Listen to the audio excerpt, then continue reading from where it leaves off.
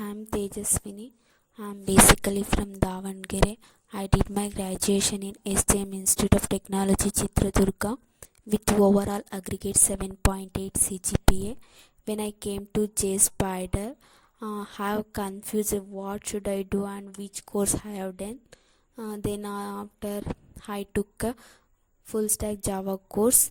It was very helpful to me for finding a job. Jspider trainer was very excellent, and um, they they have to give some hint and clearing the doubts and how to crack the interview and all.